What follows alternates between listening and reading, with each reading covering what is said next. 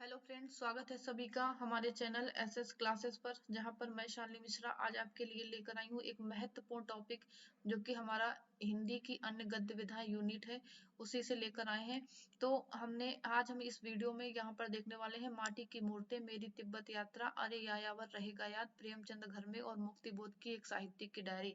इनको एक संक्षेप में हम जल्दी से क्विक रिवीजन इनको करेंगे, क्योंकि अगर आपने अभी तक ये चीजें ऐसी हैं जो शायद सबको नहीं मिल पा रही हैं, तो इसलिए हम कोशिश करेंगे कि आप तक इसका कुछ बिंदु इस तक पहुंचा सकें। तो इसके बाद इस अन्य गद्य विधाओं की जो भी अन्य रचनाएं हैं वो हमारे इस चैनल के में आपको उसके वीडियो मिल जाएंगे, जैसे कि मुर्दैया मिल जाएगी, ठीक है, आप हुदरी मिल जाएगी, और उनका जो यानी कि जीवनी है वो सभी जीवनी, और मन्नू भंडारी की जो रचना है एक कहानी, ये भी, ये वीडियो आपको इसी चैनल पर मिल जाएंगे। तो इन जो रचनाएं हमने यहाँ पर आज ली हैं, इनका वीडियो हमारे चैनल पर नहीं था, तो आज हम संक्षेप में इनको यहाँ पर करने वाले हैं। तो जल्दी से सब्सक्राइब कर लीजिएगा हमारे चैनल को, और अगर अभी तक आपने नहीं किया है, और परीक्षा में आपको बेस्ट से बेस्ट करके आना है, हमारी यही कोशिश है कि आप तक जो भी चीजें आप तक नहीं है वो चीजों को पहुंचा सके। तो चलिए देख लेते हैं जल्दी से इन सभी रचनाओं को।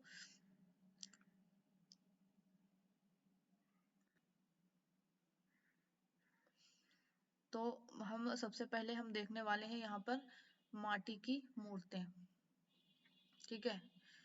माटी की मूर्तें जो रचना है, माटी की मूर्तें रामवृक्ष बेनीपुरी की जो रचना है 1946 में लिखी गई थी। इस रचना को हम देखने वाले हैं यहाँ पर।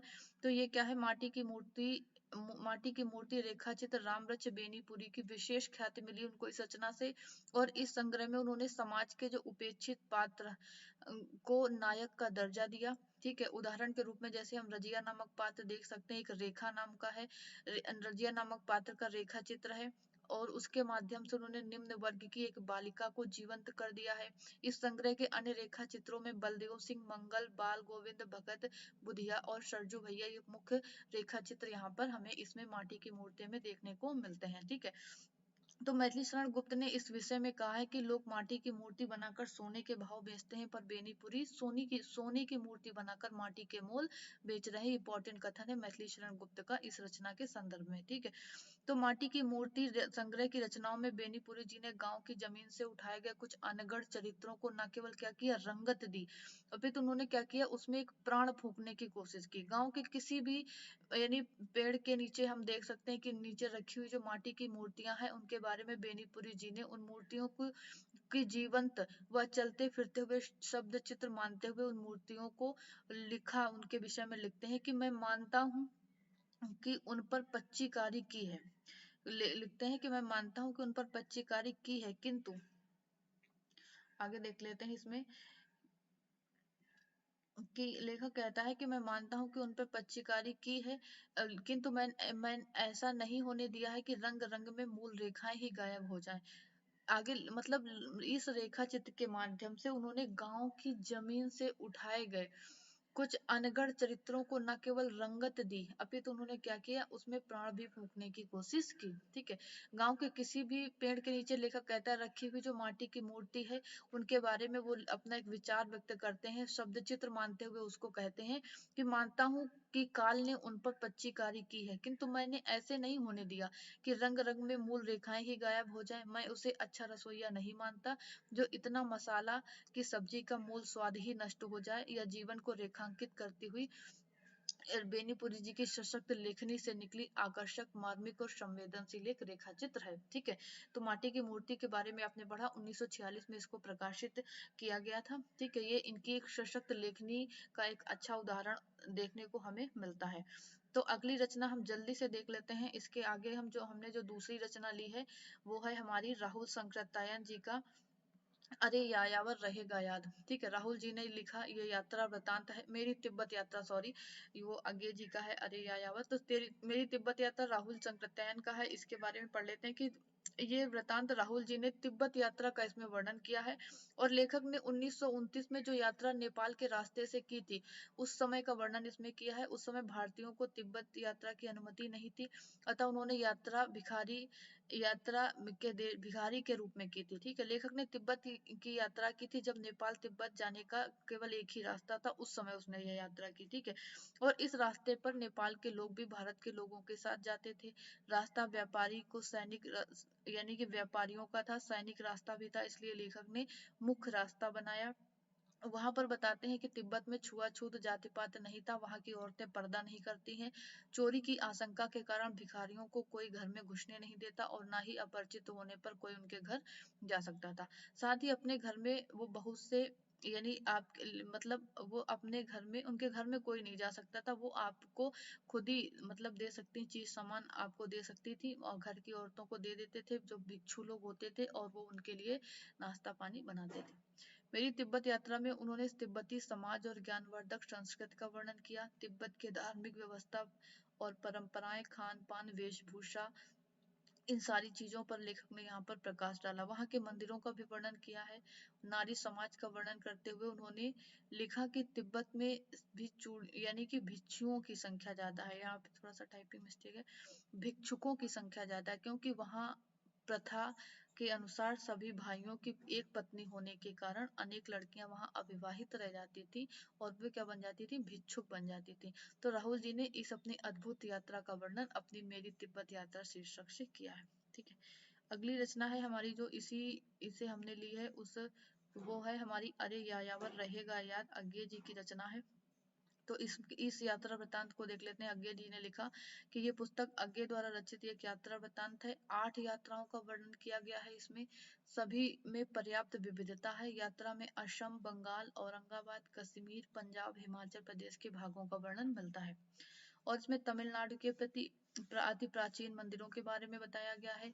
इस पुस्तक की जो शुरुआत होती है वो ब्रह्मपुत्र के मैदानी भाग से होती है और फिर हिमालय की दुर्गम यानी दुर्गम ये जो यात्राएं हैं उससे होती है और अंत इसका जो होता था एलोरा की गुफाओं में इतिहास खोजने से इसका अंत हो जाता है इस यात्रा वृतांत का। ठीक है, तो ये अज्ञे जी द्वारा लिखित एक महत्वपूर्ण यात्रा वृतांत है। तो आगे इसमें देख लेते हैं। तो आगे जी ने इस यात्रा वृतांत को जब हम पढ़ेंगे तो इसमें पाठक को ऐसा लगता है कि जैसे वो उनके साथ स्वयं क्या करता है, पहाड़ों की यात्रा कर रहा हो। लेखक ने स्थानीय लोगों के साथ अनेक भाषा में बात करने की इसमें कोशिश की। ठीक है, उनके बारे में प्रचलित कहानियों के बारे में बताया। एक लेख में पर्यटकों की जिम्मेदारियों का भी बोध कराया। लाहौली में लोगों से अपनी संस्कृति के प्रति अभिमान और बाहर से आने वाले लोगों के प्रति अनभिज्ञता का वर्णन करते हुए चिंता भी व्यक्त की गई।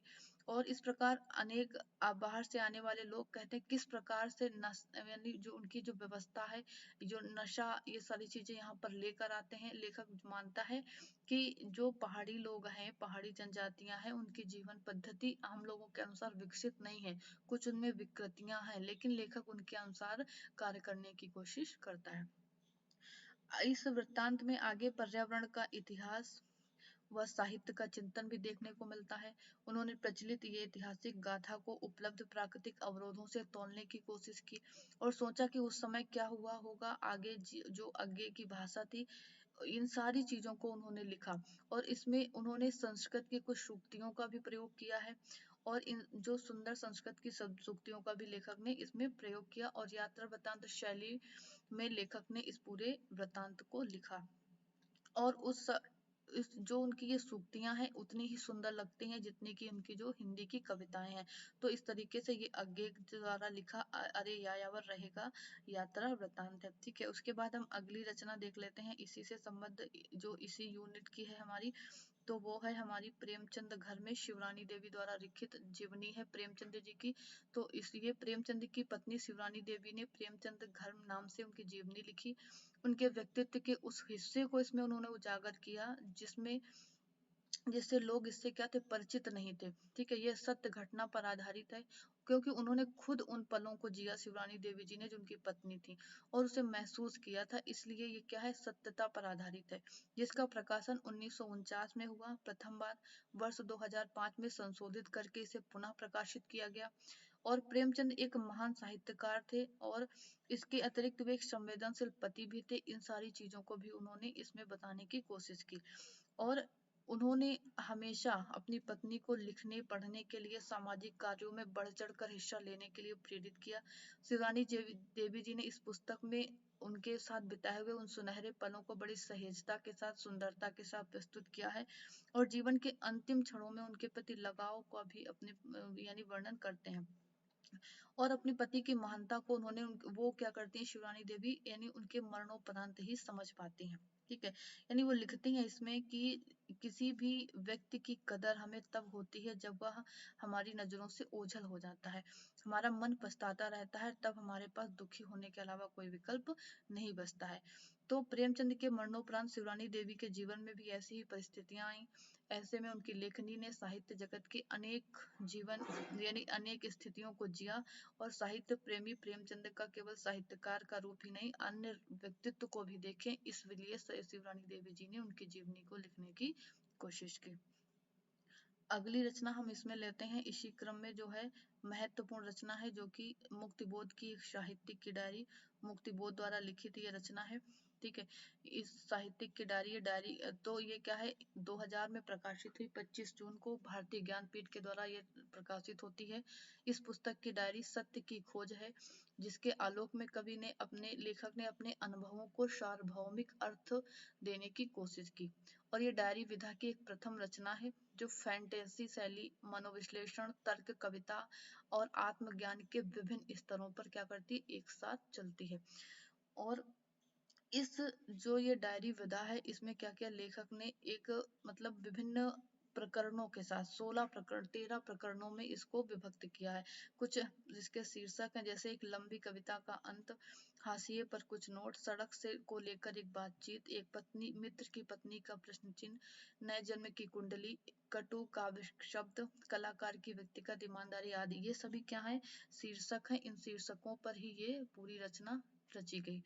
ठीक है, मुक्तिबोध की जो डायरी थी वो उनकी क्या है, एक निजी स्मृतियां नहीं है, इसमें साहित्य संबंधी तथ्यों को डायरी विधा के रूप में एक जो काल्पनिक मित्र केशव हैं उनके साथ संवाद के रूप में लिखा गया। कहीं कहीं केशव के स्थान पर मित्र व अन्य किसी पात्र के साथ संवाद शैली में भी निबंध की रचना की गई, जिससे गांव संबंधी आधारभूत तत्व सिर्फ रचना की परिस्थितियों के साथ रचनाकार की प्रक्रिया को भी विश्लेषित इसमें किया गया। तो इस तरीके से हम देखते हैं कि मुक्तिबोध की डायरी की भाषा, जिसे सरल कलेवर से युक्त है, उनमें विचार विमर्श और लंबे संवाद एक विशेष प्रकार की संवेदनात्मक उपस्थिति दर्ज करते हैं। एक विचारों की गंभीरता भी इसमें देखने को मिलती है, भावात्मक एकता भी इसमें देखने को मिलती है। तो ये कुछ रचनाएं थी जो हमने ली, जो हमारी ये यूनिट थी एक साहित्यिक की डायरी, इससे हमने यहाँ पर कवर करने की कोशिश की। तो इस क्लास कैसी लगी इस बारे में जरूर बताइएगा, वीडियो को अधिक से अधिक शेयर कीजिएगा।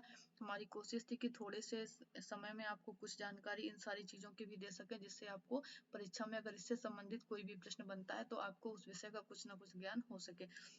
डिटेल में पढ़ने के लिए हमारा कंप्लीट कोर्स ज्वाइन कर सकते हैं, जो कि हमारा नेट जेआरएफ के लिए होता है, टीजीटी पीजीटी जो अभी वैकेंसी आई है उसके लिए कंप्लीट कोर्स मिलेगा, और असिस्टेंट प्रोफेसर जो बिहार वैकेंसी आई है और जो उत्तर प्रदेश में आने वाली, इन सभी के लिए कंप्लीट कोर्स हमारा यानी कि ज्वाइन होने वाला है, चल स्टार्ट है, दिसंबर से स्टार्ट हो जाएगा। तो जल्दी से ज्वाइन कर सकते हैं आप इस हमारे कोर्स को। चलिए मिलते हैं नेक्स्ट वीडियो के साथ, इसी तरीके से पढ़ते रहिए और परीक्षा में अपना बेस्ट से बेस्ट देकर आने की कोशिश कीजिए। मिलते हैं फिर, थैंक यू।